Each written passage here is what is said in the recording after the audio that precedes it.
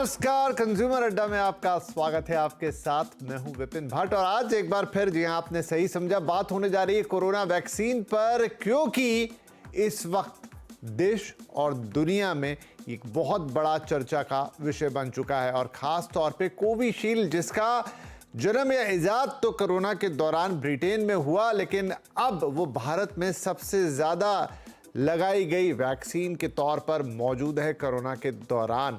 और बात निकल कर दरअसल ये आ गई, हमने एक शो पहले भी इस पर किया कि एस्ट्राजेनेका, उसे बनाने वाली, उस फॉर्मूले को बनाने वाली कंपनी ने कोर्ट में ये मान लिया है कि हाँ, उनकी वैक्सीन से ब्लड की क्लॉटिंग हो सकती है और उससे स्ट्रोक या हार्ट अटैक जैसा खतरा हो सकता है। और इंग्लैंड में लेकर इसे बड़ा बवाल है, कोर्ट केसेस हैं, बड़े बड़े हर्जाने मांगे गए हैं। कुछ मीडिया रिपोर्ट्स में यहां तक छपा है कि कई लोगों की जान इससे गई है और भारत में एक बहुत बड़ा आंकड़ा है जिसे यही वैक्सीन लगाई गई। अब सबके मन में सवाल यह है कि हमारा क्या, तो इसीलिए आज एक बार फिर से शो आपके लिए लेकर आए, क्योंकि इस बीच भारत में कुछ बड़े वैक्सीन साइंटिस्ट ने बयान दिए हैं, कहा है कि ये वैक्सीन सुरक्षित है। होना होता तो शुरू में कुछ होता, लेकिन अब कुछ नहीं हो सकता, यानी आपको उतना खतरा नहीं है। तो आइए सिलसिलेवार कुछ चीज़ें आपको बता देता हूं इससे पहले कि हम शो में डिस्कशन की शुरुआत करें।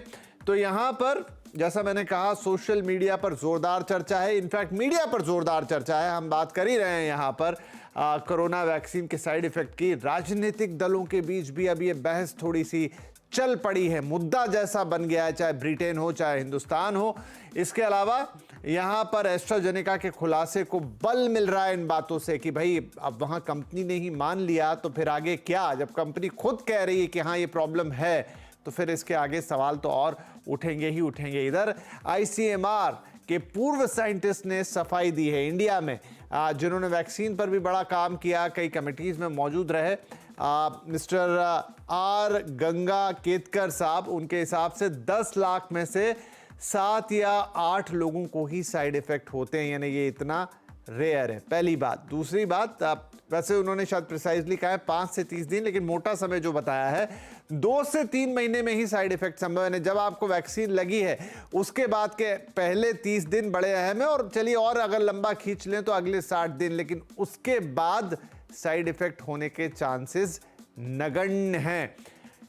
और देखिए, कोविशील्ड जो एस्ट्राजेनेका की वैक्सीन थी और यहां पर सीरम इंस्टीट्यूट द्वारा बनाई गई थी, लेकिन दूसरी वैक्सीन थी कोवैक्सीन, जिसे भारत बायोटेक ने, भारतीय कंपनी ने भारत में ही तैयार किया था।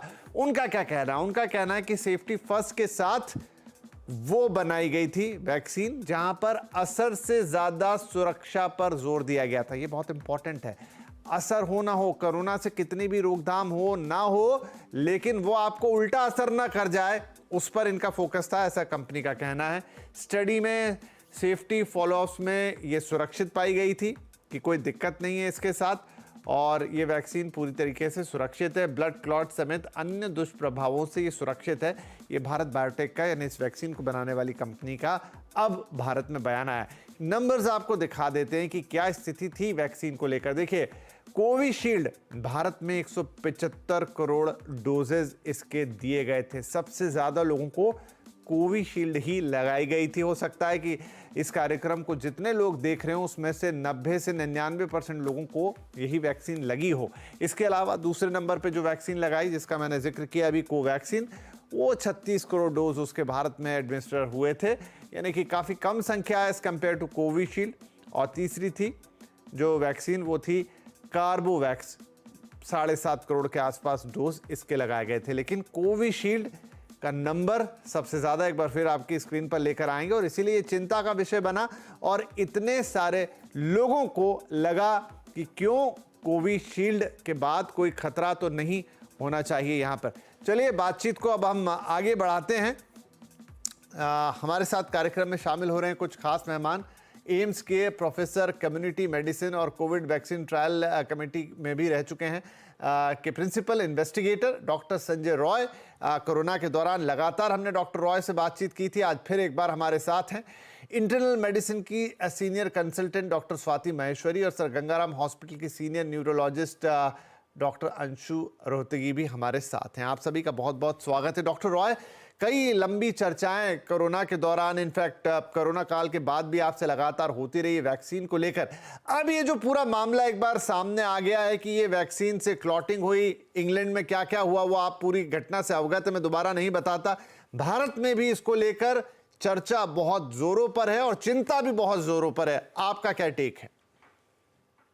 देखिए, ये कोई नई इंफॉर्मेशन नहीं है। ये इंफॉर्मेशन बहुत पुरानी है। क्लिनिकल ट्रायल होने के बाद एस्ट्राजेनेका की क्लिनिकल ट्रायल जो है 3 कंट्री में हुए थे। ब्रिटेन में हुए थे, ब्राजील में हुए थे और साउथ अफ्रीका में हुआ था। साउथ अफ्रीका के डेटा को छोड़कर उन्होंने 2 डेटा के बेसिस पे लैंसेट में पब्लिश किया था और ये दिसंबर 2020 में अप्रूव्ड हुई थी। यूरोप के कई कंट्री में लगी। फिर जो प्रॉब्लम हुआ हम लोगों ने बहुत बार डिस्कस किया है। जिस समय ये वैक्सीन सारी अप्रूव्ड हुई थी उस समय मेजॉरिटी ऑफ पॉपुलेशन ससेप्टेबल था। ससेप्टेबल का मतलब ये होता है कि उनके पास कोई इम्यूनिटी नहीं थी, नेचुरल इन्फेक्शन से नहीं थी। इम्यूनिटी 2 तरीके से मिलती है, या तो किसी को इन्फेक्शन हो जाए तो मिलती है या वैक्सीन लगने से मिलती है।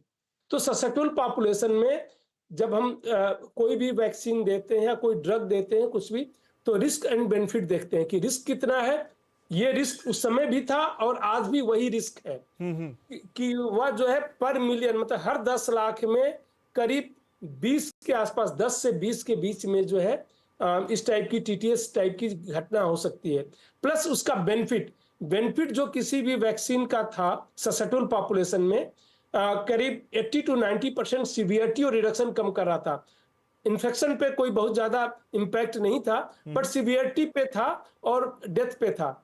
वह 80 to 90%, मतलब पर मिलियन में करीब 1.5% केस फैटेलिटी रेट था। तो करीब 15,000 के आसपास लोग मर रहे थे। वैक्सीन देने से क्या हो रहा था कि 13 से 14,000 लोगों की जान बचाई जा सकती थी। लेकिन पर मिलियन अगर ससेप्टेबल पॉपुलेशन है, मैं बार बार ससेप्टेबल कह रहा हूं कि जब एक बार इन्फेक्शन हो जाता है उस समय पॉपुलेशन ससेप्टेबल नहीं रहता, तब वैक्सीन का रोल अलग हो जाता है जी। उस समय मैं ससेप्टेबल पॉपुलेशन कर रहा हूं। तो अगर 14,000 डेथ हो रही है, उनको हम बचा रहे हैं, तो मैं ये जो है 20 के आसपास पर मिलियन डेथ को डेंजर में डाला, मैं लाइफ को डेंजर में डाल के भी जो है रिस्क बेनिफिट एनालिसिस करेंगे तो ह्यूज बेनिफिट है। 14,000 लाइफ बचाना वर्सेस जो है 20 लोगों की जान को खतरे में डालना। जी। ठीक है, ये है, इसको हम रिस्क एंड बेनिफिट, जब भी हम कोई पब्लिक हेल्थ इंटरवेंशन करते हैं तो रिस्क एंड बेनिफिट एनालिसिस करते हैं। मैंने कभी भी नहीं कहा था आप लोगों के साथ भी कि यूनिवर्सल वैक्सीनेशन करो, किसको करना चाहिए किसको नहीं करना चाहिए हुआ। तो इसलिए उस समय की अगर स्ट्रेटजी देखें तो ये सही स्ट्रेटजी थी, मैं ये कहूंगा, क्योंकि रिस्क बेनिफिट में जो ह्यूज बेनिफिट था उसको हमें फॉलो करना चाहिए था। वह रिकमेंडेशन था और उसको फॉलो किया, क्योंकि जान बचानी जो है प्रायोरिटी थी उस समय। सही है। तो हमें जो है हमेशा जब भी हम करते हैं, आज की डेट में वह वैक्सीन का रोल नहीं रहे। अगर आज दे तो पूरा पॉपुलेशन ससेप्टेबल नहीं है, ऑलमोस्ट एंटायर पॉपुलेशन के पास इम्यूनिटी है, या तो इन्फेक्शन से, ऑलमोस्ट सबके पास इन्फेक्शन से है और सबके पास, या कुछ लोगों को नहीं है। नहीं, आप सही कह रहे हैं डॉक्टर साहब कि उस समय क्या चुनना था आपको। देखिए वो समय ऐसा था कि आपको, एक और एग्जांपल इसमें मैं दे दूं, इवन पैरासिटामोल भी हम किसी को देते हैं तो उससे भी प्रॉब्लम हो सकती है। ठीक है, लेकिन उसका ये नहीं कि पैरासिटामोल हम बंद कर देंगे। कोई भी ड्रग से कभी प्रॉब्लम हो सकती है। एक एस्पिरिन से जो है डेंगू में अगर हम दे दें तो डेथ हो सकती है। तो ड्रग है, अब उसकी साइड इफेक्ट्स हो सकते हैं, बट ओवरऑल अगर बेनिफिट मिलता है कि मेजॉरिटी को 10,000 लोगों को हम ठीक कर रहे हैं या लाखों लोगों को ठीक कर रहे हैं, तो इंटरवेंशन उसको कंटिन्यू रखते हैं, अदरवाइज नहीं रखते हैं। तो डॉक्टर महेश्वरी आप ये बताइए कि इस वक्त फिर इसको लेकर जब ये बातें इतनी क्लियर थी कि ये होगा, डॉक्टर साहब ने बताया 3 देशों में टेस्ट हुआ, इतने मिलियन पर इतना ससेप्टेबल पॉपुलेशन थी या इतने लोगों को साइड इफेक्ट होने का खतरा था, इतने ठीक होने, तो आज इस पे सवाल इतना बड़ा क्यों खड़ा हो रहा है और इतना हल्ला क्यों मच रहा है? देखिए विपिन जी, आप क्योंकि कंपनी ने खुद ये वक्तव्य जो है कोर्ट में दिया है कि हाँ, ये बात को कबूला है कि इस वैक्सीन के कारण इस तरह के साइड इफेक्ट्स भी हो सकते हैं, तो ये मामला जो इतना ज्यादा तूल पकड़ रहा है। लेकिन अगर देखिए, आप देखें तो 1918 में जब स्पेनिश फ्लू हुआ था तो 5 करोड़ लोगों की मृत्यु हुई थी, और उसके बाद से इतने 100 सालों के बाद अब कोविड एक ऐसी बीमारी आई है जिससे विश्व में 3 करोड़ लोगों की मृत्यु हुई है। ये एक कोई छोटा आंकड़ा नहीं है और जिस तरह से डिसरप्शन ऑफ लाइफ हुआ सबका, ये भी कोई एक छोटी बात नहीं है। हम लोगों ने कभी सोचा भी नहीं था कि लॉकडाउन जैसी चीज कभी लोग देखेंगे या ऐसा कुछ होता भी है। ये लोगों को एक एक्सपीरियंस हुआ। दूसरा, अगर आप देखें, स्मॉल पॉक्स की बात करें, पोलियो की बात करें, एमएमआर वैक्सीन्स हैं, बहुत तरह की और ऐसी वैक्सीन्स हैं जिनसे हमने बीमारियों को जड़ से विश्व से खत्म किया है। वहीं हम बहुत सारी जानलेवा बीमारियों को कंट्रोल कर रहे हैं और इन वैक्सीन्स के भी साइड इफेक्ट्स हैं। ऐसा नहीं है कि हमने कोविड की वैक्सीन लगाया उसी का ही साइड इफेक्ट है। इन वैक्सीन्स के भी साइड इफेक्ट है और वो भी रेयर साइड इफेक्ट्स हैं।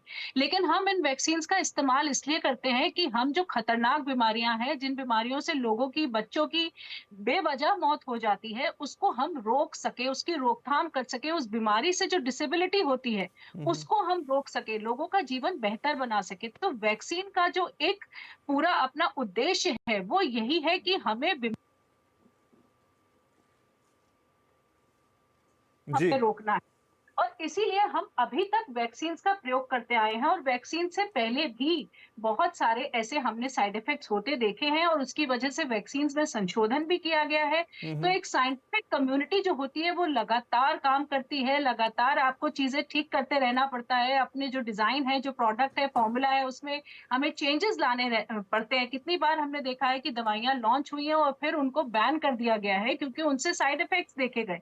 तो क्लिनिकल ट्रायल्स जो है वो इसीलिए किए जाते हैं, ये देखने के लिए कि हम जब इसको प्रोडक्शन में लेके आएंगे, ज्यादा लोगों को देंगे तो उससे साइड इफेक्ट्स होंगे या नहीं, और अगर होंगे तो वो कितनी मात्रा में दिखाई देंगे। हमें कोविड के साथ एक बहुत बड़ा चैलेंज था कि हम लोगों के पास लंबे क्लिनिकल ट्रायल्स करने का वक्त नहीं तो था। गॉट योर पॉइंट मैम, पर अब ये सवाल उठता है कि जब ये बात मुझे जो आप दोनों ने बताई वो मुझे समझ में आ रही है, and I understand that thing, और शायद आप इतना एक्सप्लेन करके नहीं भी समझाते तो उतना लॉजिकली सोचा जा सकता है कि भाई एक बड़ा समय था, एक प्रॉब्लमेटिक समय था, वक्त नहीं था, अनजान बीमारी थी, इतना जानों पे खतरा था, और वहां पर तो कोई आपने वैक्सीन को तैयार किया और उसमें भी एक बहुत मिनिस्कल कि आप 10 लाख लोगों को बचा रहे हैं और उसमें 10-20 के साथ दिक्कत हो रही है, तो उतना रिस्क लिया जा सकता है। डॉक्टर रोहतगी, ये बताइए तो फिर इंग्लैंड में ये बात, उस पर इतने बड़े बड़े कोर्ट केसेस, हजारों करोड़ों के जुर्माने, कंपनी का जाना और मानना, तो फिर क्या ये वहां पर ये चीजें क्लियर नहीं है? मतलब क्यों इतना विवाद बड़ा हुआ ये? देखिए, मेरे ख्याल से ये जैसे मेरे पहले लोगों ने बताया कि बेकार में तूल पकड़ने वाली बात है, क्योंकि वैक्सीन का अगर आप लिटरेचर देखेंगे, जो उन्होंने एक स्टडी पब्लिश करी थी उसमें बहुत क्लियर कट लिखा था जो उसकी न्यूरोलॉजिकल कॉम्प्लिकेशंस हैं, जो ये जो सिंड्रोम है थ्रोम्बोसिस विद थ्रोम्बोसाइटोपिनिया, ये वेल डिस्क्राइब्ड है। और इनफैक्ट जब वैक्सीन देते हैं तो पहले खासकर पहले 6 हफ्ते में ये प्रॉब्लम होने के चांसेस होते थे।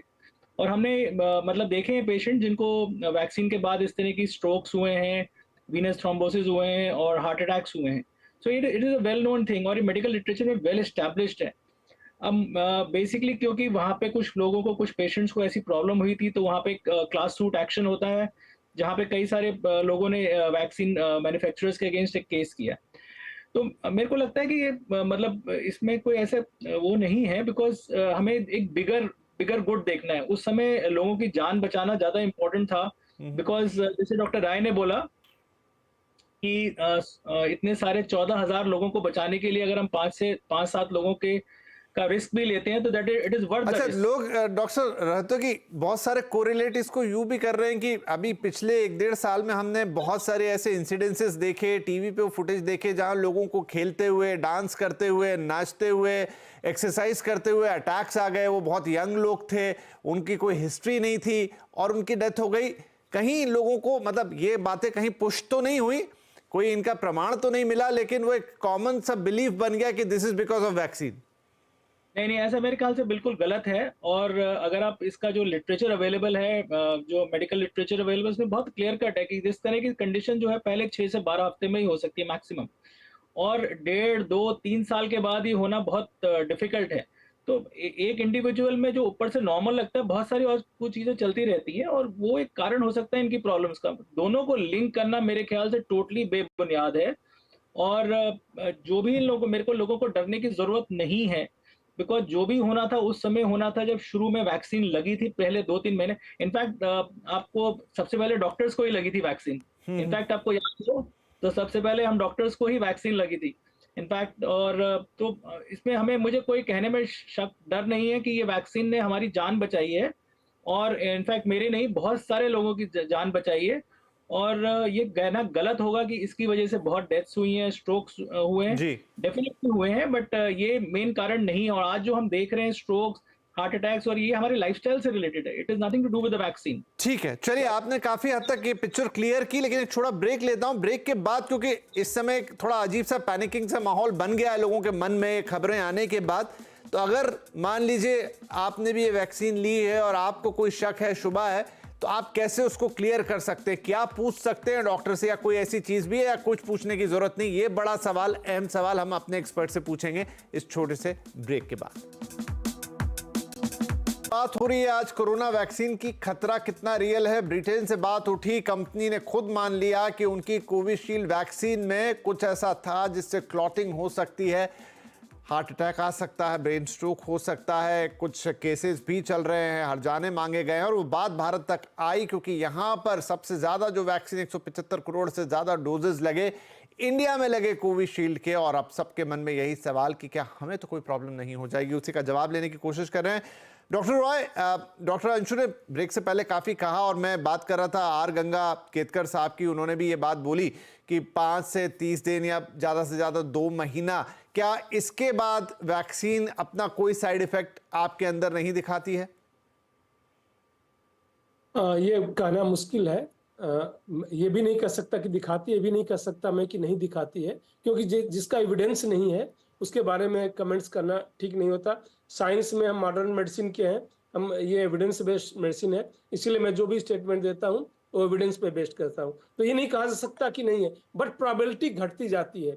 जो सबसे ज्यादा उसके चांसेस रहते हैं 6 वीक के पहले जितने एविडेंसेज हैं, तो वह जो चांसेस है वो भी बहुत ही रेयर हैं। मैं ये कह सकता हूँ कि जो ये टीटीएस की प्रॉब्लम आती है 6 वीक में मैक्सिमम आ सकती है, और उसमें वो भी जो होती है रेयर है, 2 पर लाख, मतलब मैक्सिमम अप टू 20 पर मिलियन, तो ये बहुत ही कम कहा जाएगा। बट ये नहीं कहा जा सकता कि उसके बाद जो है हो सकता है या नहीं हो सकता, क्योंकि हमारे पास कोई इसका एविडेंस नहीं है।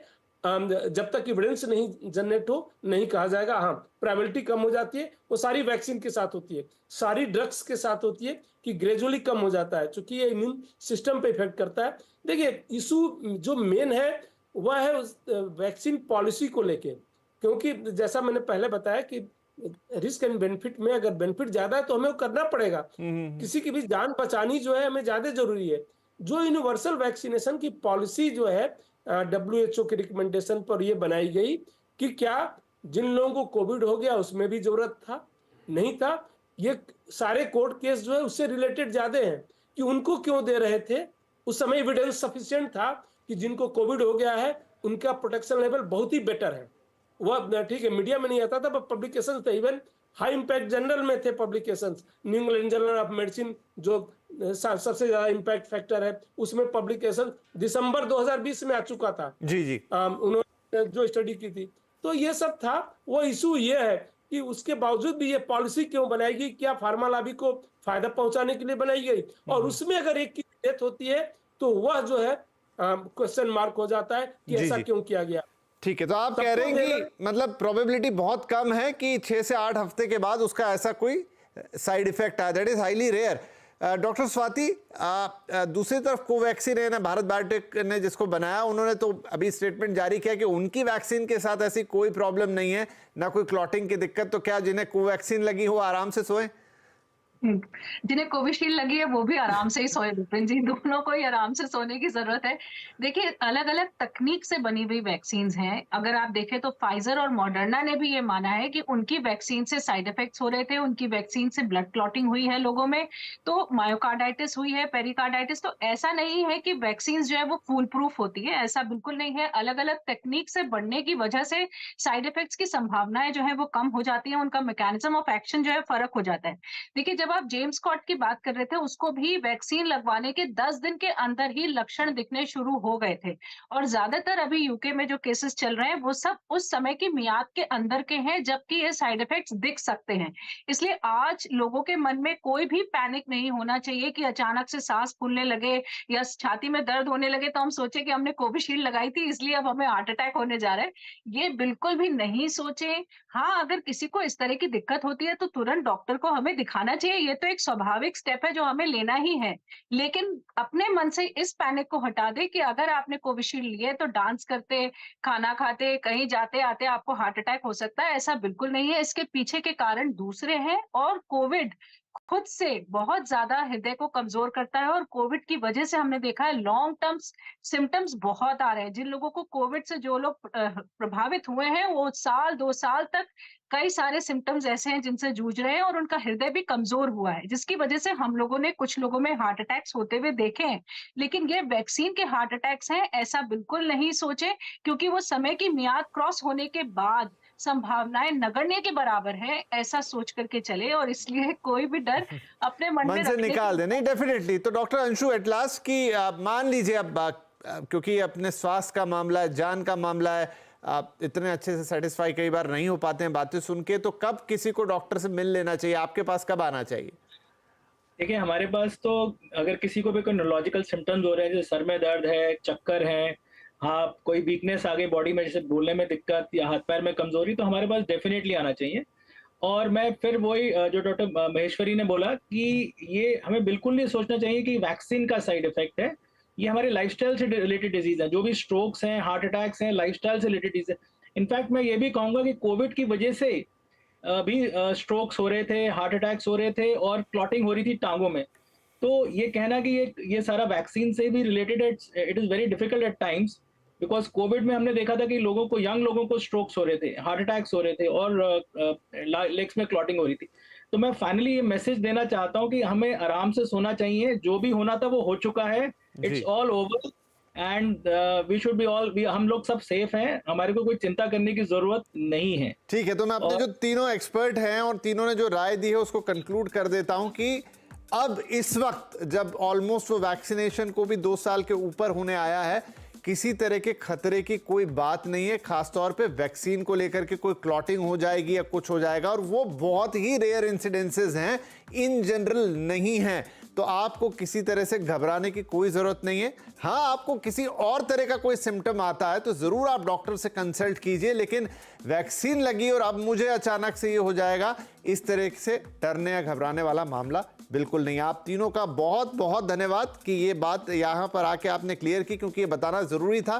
पूरे देश में इस वक्त ये सवाल है कि भाई क्या वैक्सीन से हमको आज की तारीख में कोई नुकसान हो जाएगा? आपने क्लियर कर दिया ऐसा नहीं है। हाँ, कोई तकलीफ है, डॉक्टर से जरूर मिलना चाहिए, कंसल्ट करना चाहिए, that is a different thing. बहुत बहुत धन्यवाद आप सभी का इस शो में शामिल होने के लिए। नमस्कार।